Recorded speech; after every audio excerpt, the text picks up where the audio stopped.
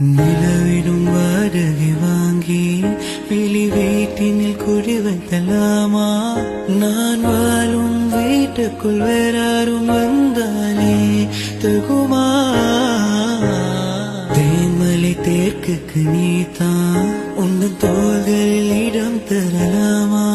நான் சாயும் தோல் மேல் வேறாரும் சாய்ந்தாலே தகுமா?